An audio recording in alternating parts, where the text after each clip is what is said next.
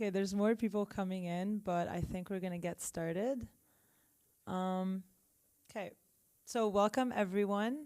We're really happy to have you today. We're going to talk about a very important project that we did over the past year. So my name is Maria, and this is my colleague Gina. We both work at LID. So LID, for those who don't know, is a supply chain consulting firm. We're based in Montreal, Canada, but we have offices across Canada and the US. We do a lot of work in logistics, so operation optimization, capacity planning, warehouse design, and technology advisory and implementation. But apart from that, we have a nonprofit sector, so we do a lot of work with food banks around logistics and everything. But we also do some work with environmental advocacy organizations like ReFed and World Wildlife Fund on quantifying food loss and waste across the supply chain. So this is part of one of the projects that we did last year. Yeah, we're excited to have you. I'm just going to preface that this session will be recorded and available on ReFed's website shortly after the event. And please just mute your phones and devices so we can hear everyone's questions and insights. And there will be some Q&A time at the end, so feel free to save your questions and use the microphone so we can hear you clearly. So now that we got everything out of the way, we can jump into the session. So today we'll be diving into what we see as a missing piece in the food waste conversation, and that's the manufacturing sector. So over the past year, we worked with ReFed to really understand this space better, one that is often perceived as highly efficient, but in reality is poorly quantified and under-researched. So we were really excited to do this project with ReFed. We have Minnie here with us. Minnie is a senior manager of climate and insights at ReFed, who we worked closely with over the past year. We also have two guest speakers. We have Anna Hammond from Matriarch Foods, who's going to talk more about the upcycling of products back into the human supply chain. And we have Renaud Desrosiers from Amy's Kitchen, who's going to talk more on the perspective of a prepared foods manufacturer and the logistics and challenges and opportunities of diverting food loss and waste in this space. So now I'm going to pass it over to Gina. Gina's going to just explain what were the components of the project and the outline of today's session.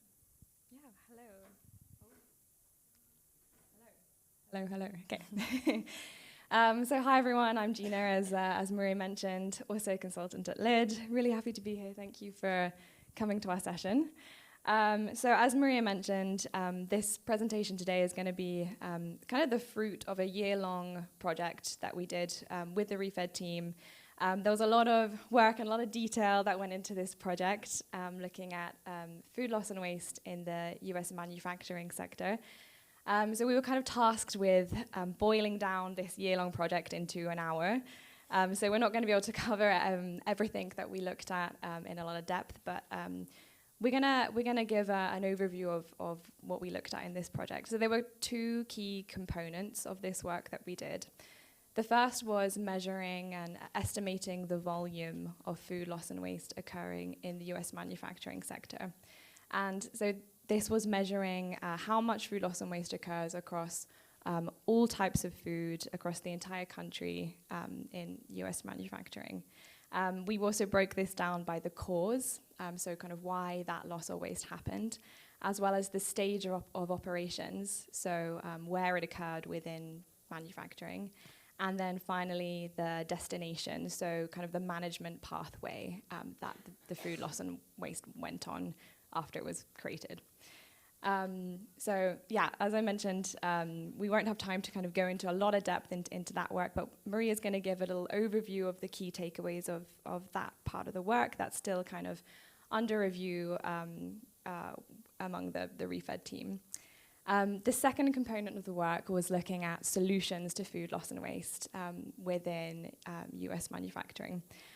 So that solutions work was really to kind of better understand the landscape of solutions within the sector, to classify them, so understand how to best categorize those solutions, and then understand the best opportunities on a national scale. So which solutions were kind of stand out as like the best opportunities for US manufacturing. And we're going to be focusing on that second component today. That's going to be the focus of this session, really, is on the solutions to food loss and waste in US manufacturing. But before we dive into all of that, I'm going to pass over to Minnie. Minnie's going to give a bit of context as to kind of why ReFed wanted to do this work, their objectives around this work. And we've been working really closely with Minnie over the last year or so it's been a real pleasure to work with her. So yeah, I'll pass it over to you, Minnie. You can give us some context. Thanks, Gina. Hi, everyone. Yeah, I mean, I feel like that was a really comprehensive overview, but to maybe provide a little more context about why ReFed specifically is interested in this kind of data. For those who aren't familiar, the Food Waste Monitor is one of the tools that's part of the Insights engine. It tells the story of where food waste is taking place across sectors. And so we have farm, manufacturing, retail, food service, and residential. The manufacturing sector has been a little bit of a sensitivity for a while. We know that there are a lot of assumptions and limitations to the data that we were using. There was a survey coming out of the Census Bureau for many years, the annual survey of manufacturers that was discontinued a few years ago. And so we were really cognizant of the fact that we might not be representing what's taking place in this sector accurately. So we were really excited to do this work with LID, and as Maria and Gina both mentioned, it was no small feat. So I'm super excited for them to share all of the effort that went into this. Again, we really want to quantify the stages of the manufacturing process and understand at each stage what is taking place, what are the causes or root drivers of why this food is not making it to its highest and best use, staying in that human value chain. The causes, again, are really important for targeting the solutions that we think are most impactful.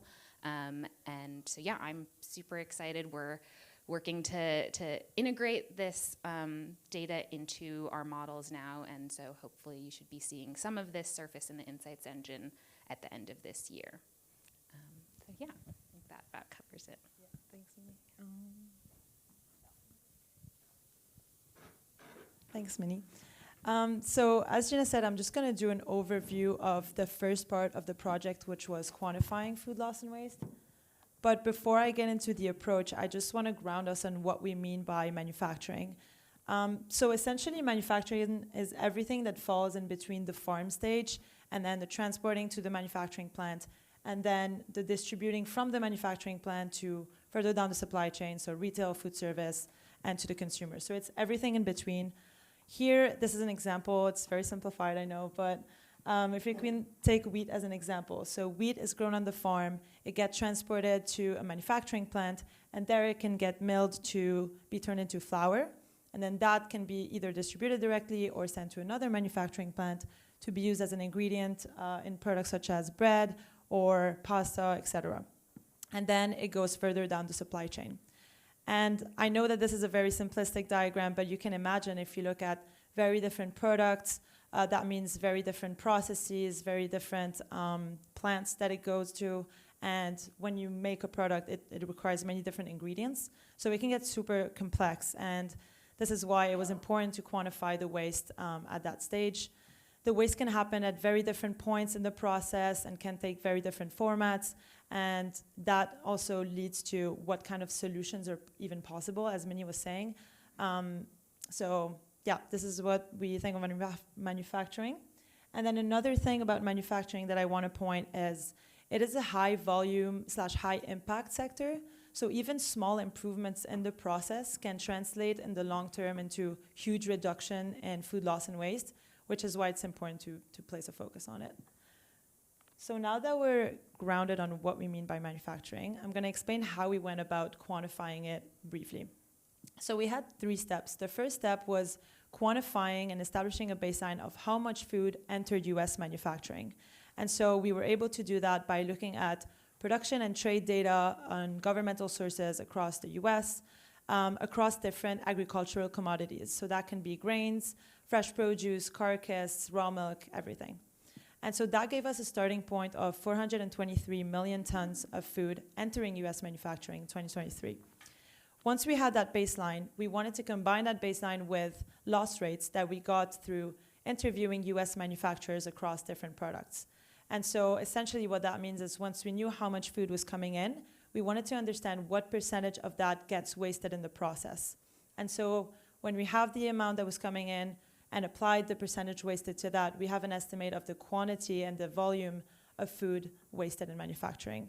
So that gave us about 23% of the raw ingredients entering manufacturing that end up as surplus.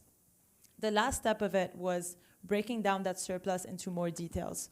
So we broke that down into stage of operation. So that means within the manufacturing process, where's the waste happening? Is it at the raw material stage, the production line, the finished goods stage, or even the returns? We also broke that down by causes of food loss and waste. So why is the waste happening in the first place? An example of that can be mistakes and malfunction in equipment. Thirdly, what we did is we broke it down by destination. So destination is what we mean by management pathways. So depending on the cause of the waste and the product, it can take very different paths. So does it go to animal feed? Does it go to compost, etc.?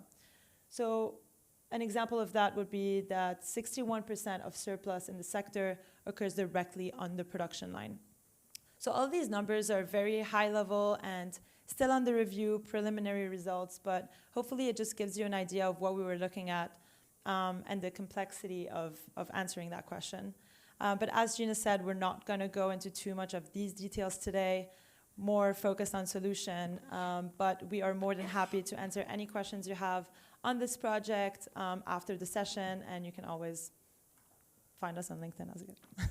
So now I'm going to pass it over to Gina. She's going to explain more of the solution side of our work.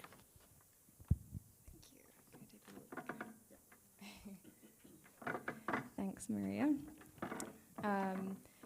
So now I'm going to go into a bit more depth on the solutions part of our work. So as I mentioned previously, the aim of this work was really to better understand the solutions landscape within US manufacturing, as well as to come up with a way of classifying different solutions and then ranking them to understand the best opportunities. So there were kind of 3 stages to this solutions work that we did. The first was researching and defining different solutions to food loss and waste in manufacturing. So through a mix of both primary research, so that was through interviews with manufacturers themselves, with subject matter experts, and also with solution providers. We came up with a list of solutions, and we also did a literature review, so we reviewed academic journals and industry reports as well. So that gave us a list of 33 solutions to food loss and waste. And these 33 solutions, they're actually really concerned with preventing food loss and waste, but also diverting it to human consumption. So I guess a note here is that we didn't consider any solutions that divert to non-human consumption. So that might be composting, animal feed, or anaerobic digestion. We really considered preventing or diverting to human consumption. The second part of the process was coming up with a way of classifying these different solutions. So through kind of much discussion and many iterations, we came up with 9 what we call solution purposes. And these were kind of a way of grouping the solutions based on the kind of broad intention behind a set of solutions. So just to give an example, solution purpose 1 is to focus on food loss and waste in organizational culture. And there were 2 solutions within that bucket. So they were make food loss and waste a managerial priority and incentivize accordingly, and train and engage staff on food loss and waste prevention and reduction. There were 8 others. If you want to come and speak to me afterwards, I can go into more detail on them, but just for kind of purpose of timekeeping sake, I'll move on. The third part of the solutions work was to rank them to understand the best opportunities. So we ranked each solution by 2 quantitative indices, and then we averaged those together to come up with an overall score. And I'm going to go into a bit more depth now on how we ranked them. So as I mentioned, we ranked them based on 2 quantitative indices. So that was impact and ease of implementation. So impact asks the question, how much of an impact on the problem of food loss and waste would this solution have? And we measured that by a few different factors. So the significance of food loss and waste causes. So for example, if the solution addressed a really big cause of food loss and waste, it would get a higher ranking. If it was just a small cause, it would get a smaller ranking. The efficacy of the solution and the adoption potential. The adoption potential kind of refers to how much of the market it applied to, for instance. Ease of implementation asks the question, how easy would the solution be to implement for a manufacturer? So kind of on the scale of a manufacturer, how feasible is that solution? And we measured that by consumer acceptance, ease of operational change, speed of implementation, affordability, and financial return. And we had some conversations about how to average these together as well. In the end, through discussions with the ReFed team as well, we decided to apply a weighting to these 2 factors when we average them together. So we actually decided to give a stronger weighting to impact. So impact took a weighting of 65% compared to implementation, ease of implementation, which took a 35% weighting.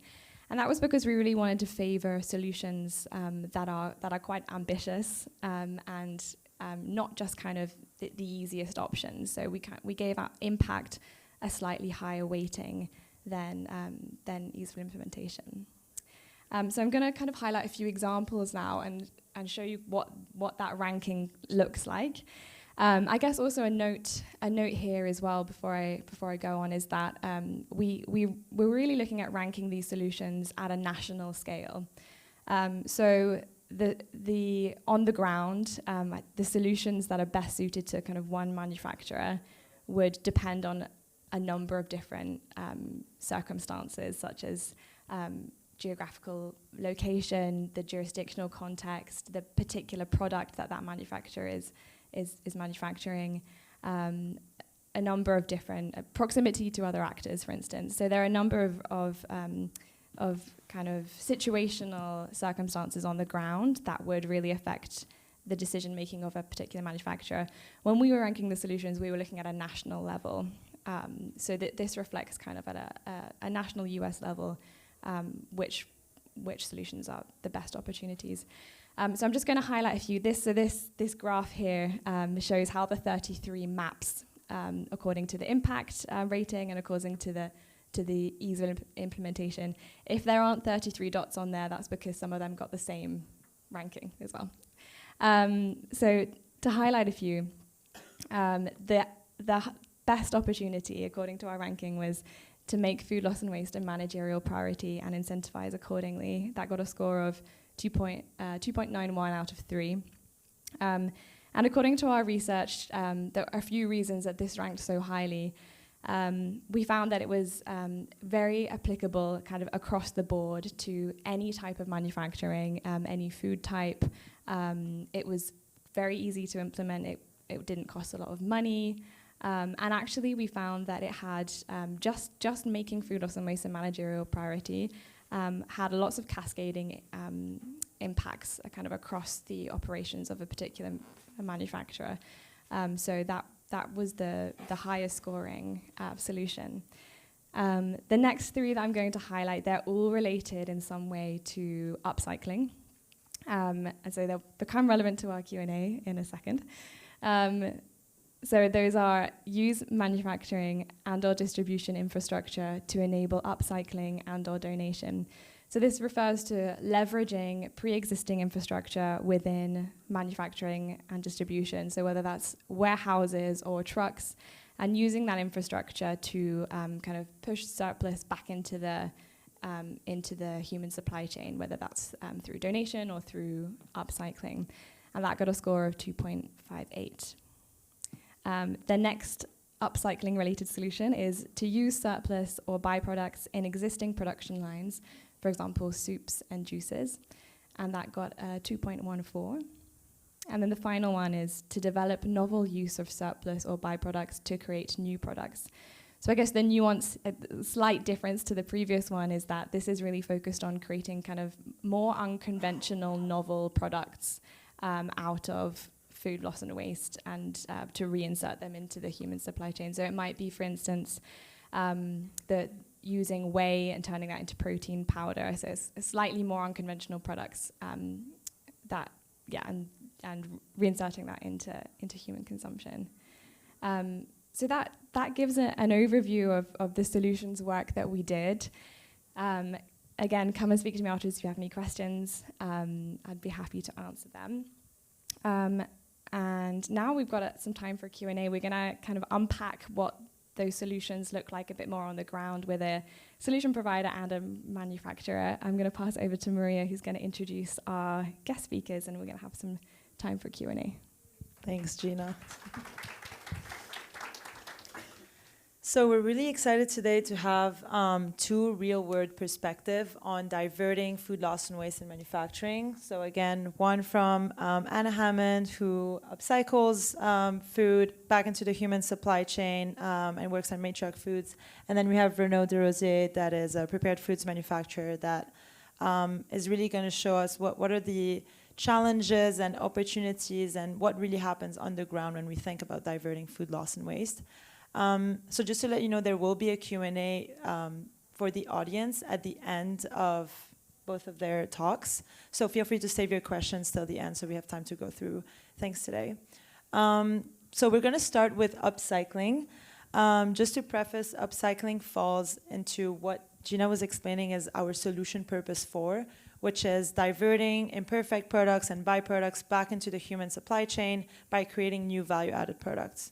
So I'm here with Anna Hammond. Hi, Anna. She's going to introduce herself, but Anna is the founder and CEO of Matriarch Foods. And so she's going to talk to us about what the company does and the logistics and challenges and opportunities of upcycling more specifically. So maybe, Anna, could you start by introducing yourself and what Matriarch does and kind of how you're related to upcycling? You have to turn it on. There, sorry. Can you hear me now? Yeah. So Matriarch upcycles manufacturing byproducts and farm surplus into food for human consumption. And we work with large manufacturing facilities as well as small and mid-scale farmers to create our supply chain. But today, mostly talk about the manufacturing sector. And first, I think it's just so important to visualize what it looks like. So anytime you're on the highway and you see giant buildings, they're storing food or making food. Every grocery store, except for the produce section, is manufactured food. So it's massive. It's a massive opportunity. It's somewhat fractured. And I think that's sort of where the opportunity and the complexity are. So that's what we do. We make four channels of business. We make ingredients for other manufacturers and for our own products. We make food products, finished products for food service and retail. And then the fourth channel of business is shelf-stable meals for food banks and emergency food, which is also a huge white space if anyone's interested in getting into it. But maybe, do you want me to talk about sort of how we got here in terms of the manufacturing, the relationships, or I wanted, my second question was about to be, and maybe can you explain more what upcycling is in a manufacturing context, because we kind of introduced it, but you're the expert. So if you see this little picture on the lower right, it's a bunch of scraps of vegetables. And when you go to the grocery store and you're in the produce section and you see all the cut celery, it's the center of the celery. Imagine all the celery that's not there and multiply that by literally hundreds of thousands of pounds. So very usable. If you're a home cook and you keep a little bag in your freezer of your vegetable scraps, and just imagine that every grocery store is cutting vegetables and has that many bags of of remnants in a gigantic freezer. Most of that is being thrown out. So that's kind of the place where we really started to work, and we made relationships very early on with large-scale manufacturing facilities. We approached them, with the idea. It was very early on, and we approached it through a business, basically a business opportunity. Because when you buy that food, you cut it up, you put it in the garbage, you haul it off. You're essentially, like in the case of a bunch of celery, losing 2/3 of what you've bought and paying for that 2/3 to be hauled to landfill. So there was a lot of interest in the business opportunity of it, even though we were still, just like tiny idea startup business. They could see the return from a financial perspective, and then of course, and this is 6 years ago, so before climate change didn't exist in society, but people still believe that this thing is happening, so it continues. So from a carbon perspective, also interested, and then also the story, because no one wants to waste food. So I think that's kind of where we started, was looking at like how can we create a circular solution. But the other thing that we did that was really important with them is that we work to do landscape analyses internal to their operations to understand how much they were throwing out. And in a lot of cases they had poundage because they're paying for it to be hauled. So we had like those top line numbers, and then we could work with them to break down, in what categories. And the categories for us became like our ingredient supply chain. So, I'll just, an example of one of the facilities we work with produces 150,000 pounds of celery remnants a week, 300,000 pounds of onion remnants a week, 250,000 pounds of carrot remnants a week, 500,000 pounds of broccoli remnants. And that's just in those 4 categories of vegetables. So it's like, oh, if we could capture that, we could make food out of it and, and go. Of course, complications on the market side, but we won't go into that now. But like massive opportunity because the scale of it in C2 is so large. So I think that answers it. Yeah, thank you. The next question was more around collaboration and partnership. So I feel like that's a recurring theme every time at the ReFed Summit and in many sessions, how important collaboration is. So I wanted to ask you, could you touch on more of the partnerships that made your model work and how important that is?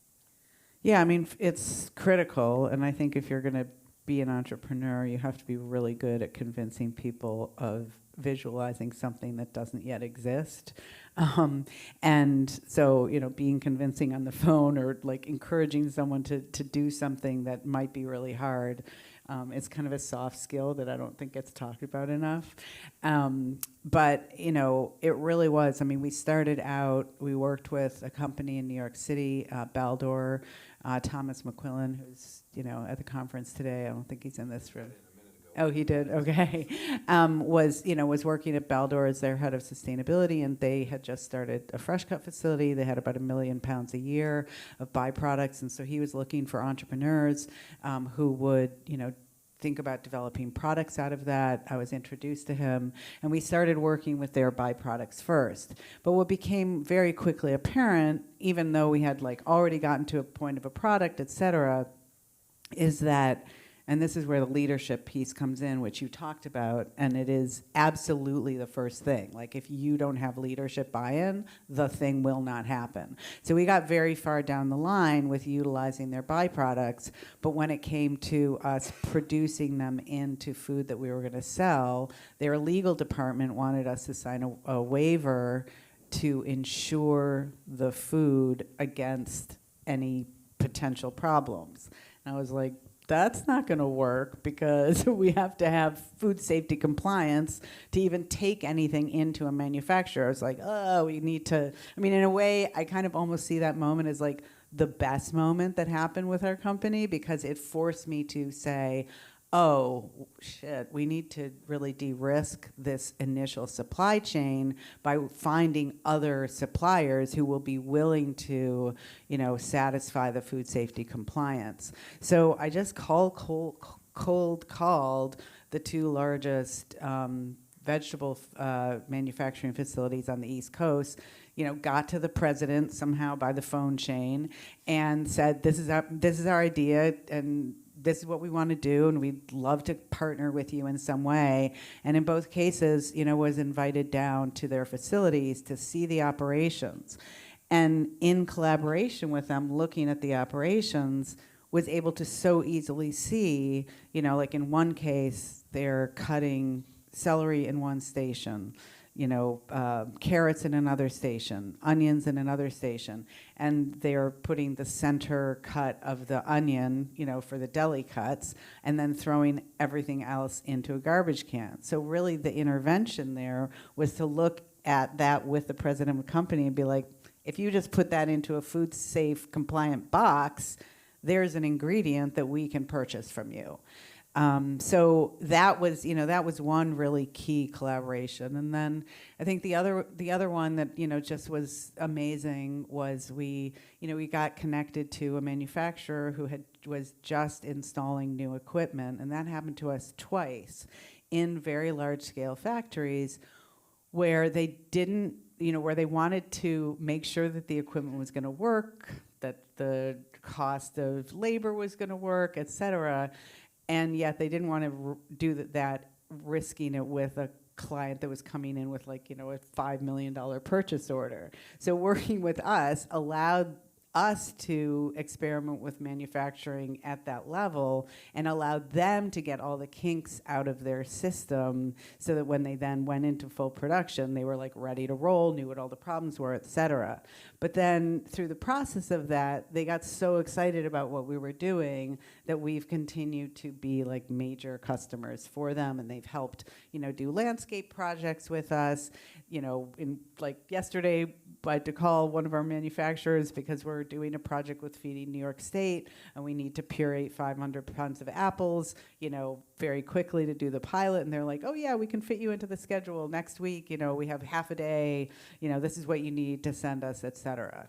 So, those early partnerships built on capability, inspiration, vision for the future, and knowing that it makes sense, I think is the other piece that's just, makes it possible. And that's why I think the manufacturing sector is so ripe for disruption in this way. The one other thing I would say about it is that we don't yet have the manufacturing of the future. So right now, all of us are retrofitting, what we're doing into manufacturing that was built to waste. It's like I always sometimes say we're creating efficiencies out of the inefficiencies of initial efficiencies. So, the value of, carrots in 32 when a factory was built, or 56 when a factory was built, it's we have all this stuff. We can just the most important thing is to make it fast because that's labor's the most, the biggest expense, and we can throw everything out and we're paying the farmers, so it's no problem, blah, blah. Now we know, there's an environmental impact. As the price of food goes up, there's a massive, financial impact. And so, trying to figure out how to do that in a factory where, that's been designed to to be very efficient in one kind of way is not the ultimate solution. And so the other thing that we are working on, and sort of in collaboration with manufacturers, but also designers and architects, is what does a manufacturing facility of the future look like? How might you design so that you're designing waste out of the system from the point of building the factory? Very interesting. Thank you. The next part I wanted to talk about is, well, from all these numbers, we know that you did a lot of work on greenhouse gas impact. So I was wondering if you can talk more about the environmental benefits of upcycling and how you went about measuring all of this. Yeah, so we use the ReFed calculator. Shout out to ReFed, which is very. This is a longer conversation that we're actually kind of in right now, which is, if the calculator is built really for people who are measuring what they're wasting versus what they're utilizing from that waste. There's sort of two different things. But we do work with the refed calculator, and we basically put our numbers in, which is, recovery numbers from manufacturing, and that spits out per pound of vegetable how much greenhouse gas we're reducing and how much water we're saving. We also did full life cycle analyses on all of our products, which is if anyone is in food manufacturing, you want to do something good for the environment, highly recommend doing a life cycle analysis. I mean, for us, this was like the value proposition of the business was to measure our impact. But, you discover all kinds of things, like the tomato paste that you're getting from, wherever, Argentina has a higher impact than the tomato paste, you might get from Peru, or the tomato paste that you're getting from California actually has a worse impact than the tomato paste in Argentina because of the way it's processed, or it's shipped by truck versus by ship. And so, learning about the impact of every ingredient, gives you data to improve, basically. But it was really a combination of both of those things. And we're always improving on it. We're always checking, we're always looking. We're in the process of being onboarded with EcoVadis right now, which is a global, kind of impact award, I guess, certification for a client we have. And that's forcing us to look even more deeply at some of our impacts as well. Thank you. Yeah, I think measurement we're also going to talk about with Renaud, and how important it is to measure not only waste, but I think it's super interesting to see how you can convert that to environmental. Yeah, I mean, we use a trucking company that does a lot of backhauling to reduce their impact, and they give us a report at the end of the year, and that's why we work with them. So there's lots of little things you can do. Yeah. I guess the last question I wanted to ask before we move on to Renaud is, what are the main barriers to scaling operations today for upcycling? I mean, they're two different things. I think, the logistics is always challenging. And I think that the barriers are less in large-scale manufacturing than they are in, working with small and mid-scale farmers, which is another very important supply chain for us, because there's no cold chain, communication is challenging, how much it's available at any one time, there's no just-in-time processing in this country.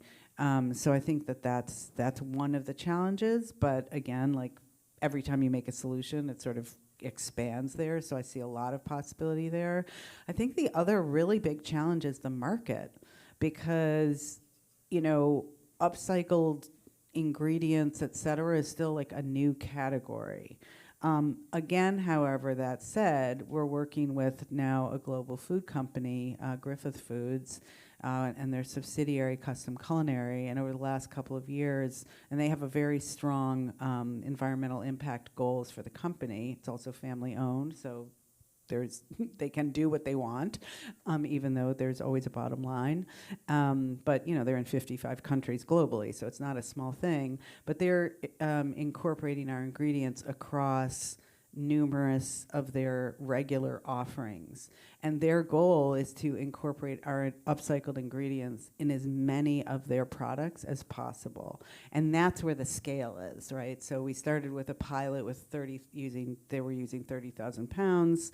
They had to do some testing. Could this replace, the vegetables that they were using currently, et cetera?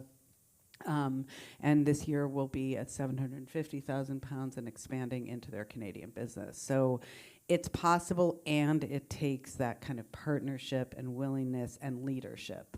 Leadership cannot be understated in any of this.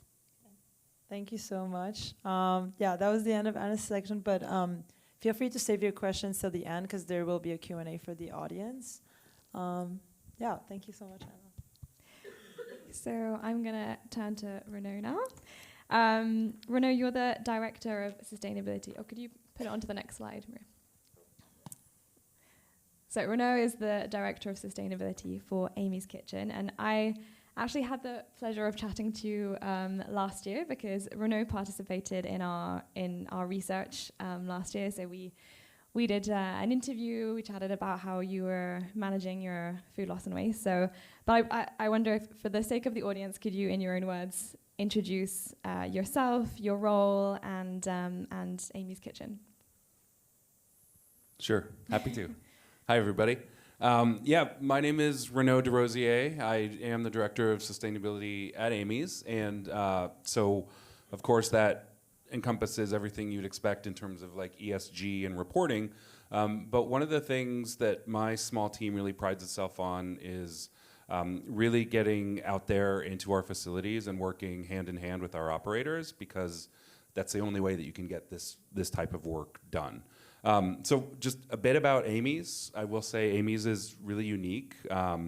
We don't advertise, but we're in every grocery store in the country. So I'm assuming many of you have heard of us, and some of you think you haven't, but have probably had our products. We are one of the largest in a bunch of different categories. We're one of the largest vegetarian food companies, one of the largest organic food companies, one of the largest manufacturers of prepared meals across the board, but independent, family-owned, and one thing that's really unique for our industry is everything is really made from scratch. And so what that means is we have complexity and we have scale in our operations that's really challenging to systematically identify and capture and minimize waste. So just to kind of paint a picture so you sort of understand what we're talking about here, we have about 2,000 people cooking food every single day. We make about 500,000 meals every day on a footprint of about a million square feet of our own manufacturing. We don't do any co-packing. It's all made from scratch in-house. And to kind of go a little bit further, what that means is a typical line might have 100 people working on it and make something like 100,000 of whatever prepared meal you can imagine. So that what that might look like is if we're making enchiladas that day, we're gonna, of course, need enchilada sauce, but we made it from scratch, so it's not coming in from another vendor in bins, but we're actually cooking it in a large vessel and might have 3,000 or 5,000 gallons of enchilada sauce. And so ideally we use it. Sometimes things happen, right? Like something goes wrong and that might be stranded as a one-time event. So how this is all captured is, you can see on the slide here, these red bins. It's about a cubic yard at a time, and that's aggregated into 20-yard roll-off containers. It's literally 20 cubic yards at a time. We are talking about something like 40,000 pounds per day of food scraps per facility. So it is a significant amount to manage. The other thing I just want to touch on for a second is just the variability. The reason it's so difficult is, unlike sort of the vegetable scraps that Anna was talking about off a bespoke line that, you know, processes carrots one day and maybe celery the next, we have 150 products that we make on only about a dozen lines. So we basically rebuild the plant every single night. It's a crazy operation that we do.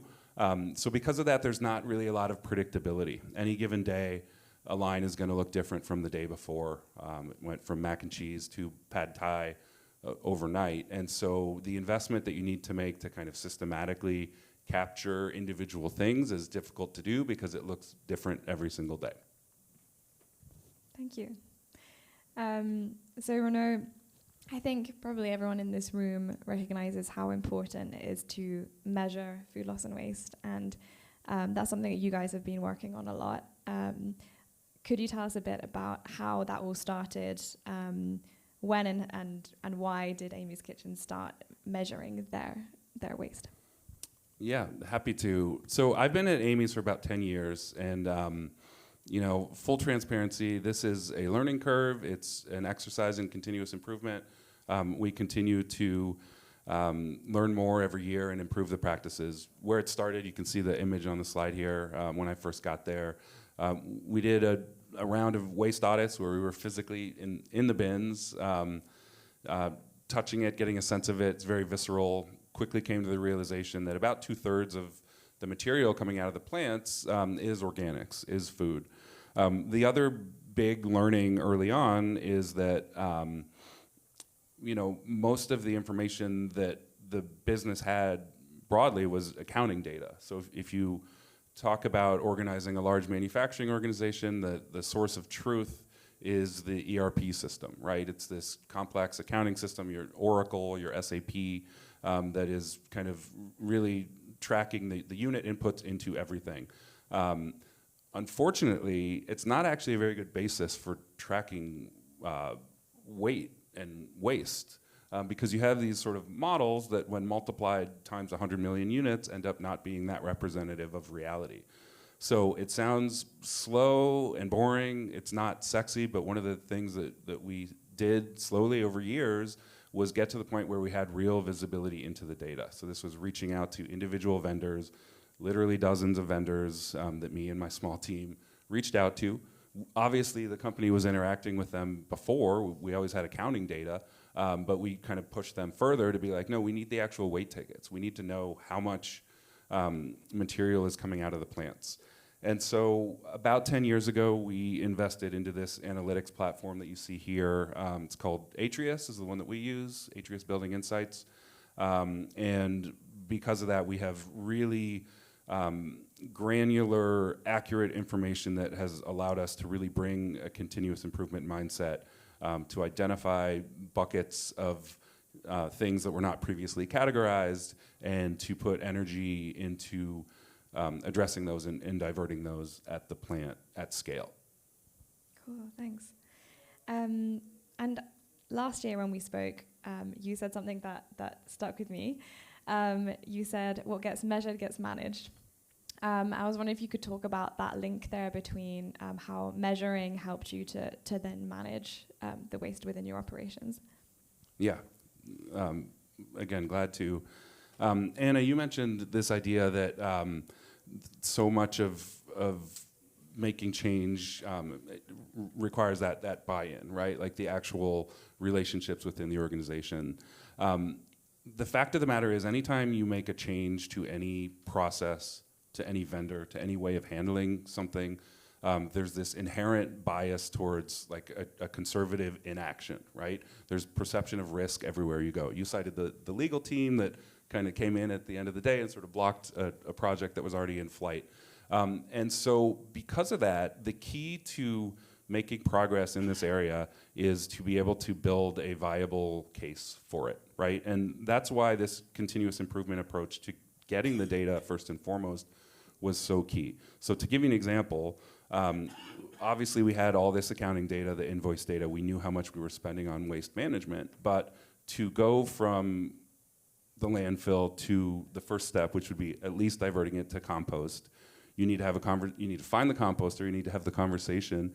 They need to really understand if they have the capacity to handle 50,000 pounds a day. That's not a given. So giving them real data, being able to model their actual costs, how many trucks, what's the hauling going to look like, to build a business case, to build something that actually, in that case, shows, hey, we can save money by doing this, which makes it easy. The next step, you're going from compost to feeding animals. Same thing. You need real granular data to understand the fact that, hey, we have these multiple streams of organics. We know what's in which. We know what's suitable to feed to a dairy cow without hurting it, right? Like, it's really important that they not ingest a rubber glove that kills them. And so all these steps, slowly, you build the case, and you can go kind of up that EPA food waste hierarchy. And the next step then is the one that, again, transparently, we are still working on. You and I spoke years ago. We're still looking for a way to make it work, despite this complexity that I've been talking about. But to get to that next step in valorization, to take animal feed and turn it into human food, is, again, additional insights. It's going from just understanding the streams broadly to like, okay, what do we have at what frequency, and how can we process it in a way where we maintain the cold chain, keep it safe so that it is something that you can use as a product, that you don't bear that risk, right? You can't just take the scraps. You need to know that it is a food safe product if you're going to feed it to people. And to put a bow on that story, just to give you a sense, ran a model last year at about the cumulative impact of the changes that we made at our California facility. And running the numbers compared to if the material simply went to landfill, I can credibly make the case with documentation that we have a sustained, ongoing $1.5 million per year operational savings at one facility associated with moving up that value chain, getting to higher and better use, increasing the diversion rate to what is now 90% at that particular facility. Cool. I'm aware of the time, so maybe I'll just one last kind of quick question for you, and then we'll pass over to the audience and see if there are any questions from the audience. But could you tell us about like the key challenges? Because I think for those of us who don't come from a manufacturing background, like on the ground, like what are the key challenges when you're trying to manage food loss and waste better?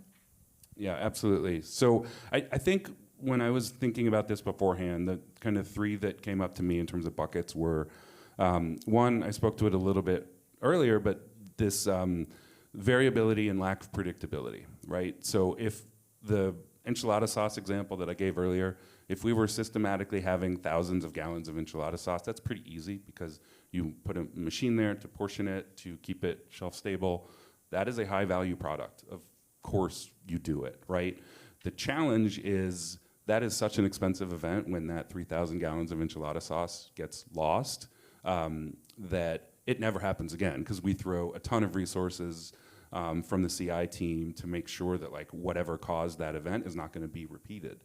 And so instead of like a predictable 1,000 gallons every day of enchilada sauce, it's that happened 6 months ago, and then the next day it's something like you can see in that slide there.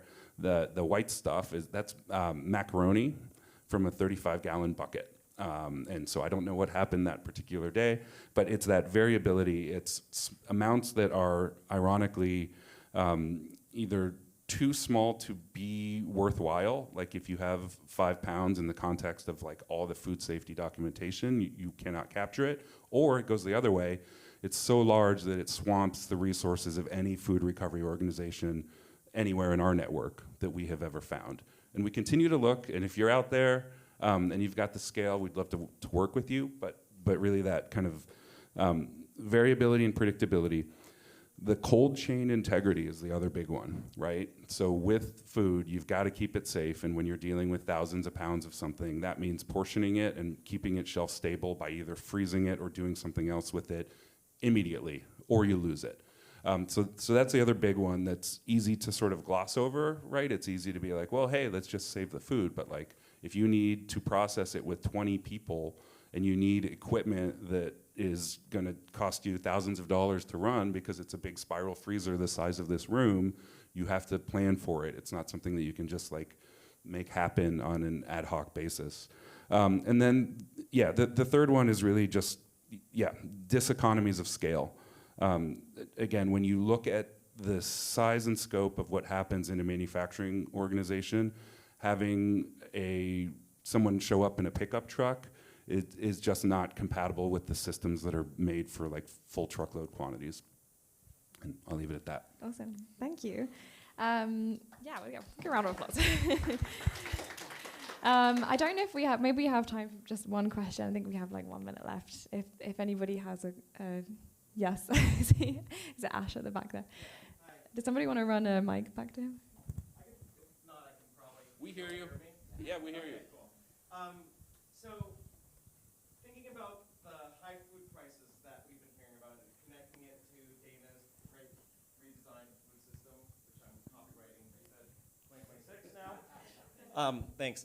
So, have you seen any exponential change in the cost-benefit calculations, the interest in trying to recycle ingredients within your organization? I mean, I know that all of you have been working towards this, but given what we've been hearing about this kind of this shift, are we seeing something happen like this, or are we still sort of missing this connection between the potential here? Yeah, we are missing something, and it's too long of an answer here to really get into it, but I'd be happy to talk to you during the break. I think, at least for us, and we are unique, most manufacturing sites have less of the diversity that I spoke to before. When you have more predictability, it's easy to build systems around things. But at least for us, and I suspect for other large manufacturers, not just for us, there's a missing piece in the market, which would be some sort of a wholesale industrial market maker, where if you think about what you're going to do with these products, it's very difficult to go, as you know, all the way to retail, because you need a specific nutrition profile, you need an ingredient list, you have to deliver a known thing repeatedly. That's not true in an institutional kitchen, right? So what we could use, and again, would love to partner with anybody on making this a reality, is someone in the marketplace that can give us a reliable offtake that can take all of it, right? When we're talking about portioned industrial, or not industrial, excuse me, institutional scale, think 25-pound units of something like cooked rice or vegetables or sauces, and buying pallet level quantities of those. So 1,000 pounds at a time of some item or other that could be used on something like a university campus. So that piece is missing in the market, and until that exists, it's gonna be very difficult for large manufacturers like us to systematically capture that class of materials. We call them WIPs. It's the work in progress inventory that doesn't have the shelf stability. It's very different than like raw ingredients that are still packaged. That's the piece that's missing, and we'd love to work with the community to build that out. I can answer just like one sentence in terms of what are we seeing as a result of the increase in food prices is a lot of incoming interest in our solution from large-scale food companies. Just in the last 3 weeks, we've gotten a call from someone in Barcelona, a large operator in the United States, and someone in Colombia. So I think like people are really looking at how can they make money back on money they've already spent or utilize their resources. I mean, we are at war in many places in the world right now, and also, the political situation has created a kind of war in food systems in terms of resources. And, I mean, when I think about, my mother grew up in a war, and she never wasted anything, and it kind of can create this mentality of really having to think about the value of what you do. I mean, in addition to the value of who you are and how you act in the world. But I think we are seeing that, and I think we're going to see more of it, which is good for what we're all doing, because then we can build it for the time when it's more peaceful, and then peace will be better. Thank you. Thank you. Thank you both. If you have more questions for them, you can come after the session. Just to say thank you all for coming, and thank you for your question, Ash. Thank you both for talking about your experience. If you want to know more about this project or what LID does, oh yeah, it's coming out towards the end of the year, Minnie? Yes. So look out for that. And if you want to know more about LID and what we do, you can scan the QR code. There's our for-profit side and our non-profit side. And we just hope you leave here with more in mind of the importance of the manufacturing sector and the amount of challenges, but also so many opportunities at hand. So yeah, thank you.